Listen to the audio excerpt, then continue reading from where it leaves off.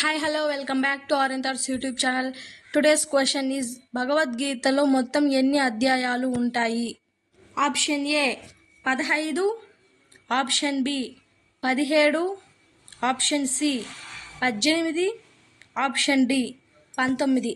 Correct answer ఏమనుకుంటున్నారో comment చేయండి and your time starts now.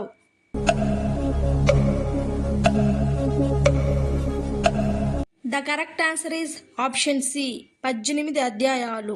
భగవద్గీతలో మొత్తం 18 అధ్యాయాలు ఉంటాయి. మొదటిది అర్జున విషాద యోగం, రెండవది సాంఖ్య యోగం, మూడవది కర్మయోగం, నాలుగవది జ్ఞాన కర్మ సన్యాస యోగం, ఐదవది కర్మ సన్యాస యోగం, ఆరవది ధ్యాన యోగం, ఏడవది జ్ఞాన విజ్ఞాన యోగం, ఎనిమిదవది అక్షర బ్రహ్మ యోగం, తొమ్మిదవది రాజవిద్య రాజగుహ్య యోగం, పదవది విభూతి యోగం, 11వది విశ్వరూప దర్శన యోగం, 12వది భక్తి యోగం, 13వది క్షేత్రజ్ఞ విభాగ యోగం, 14వది గుణత్రయ విభాగ యోగం, 15వది పురుషోత్తమ యోగం, 16వది దైవసుర సంపద విభాగ యోగం, 17వది శ్రద్ధాత్రయ విభాగ యోగం, 18వది మోక్ష సన్యాస యోగం. ఈ 18 అధ్యాయాల్లో మొత్తం 700 శ్లోకాలు ఉన్నాయి.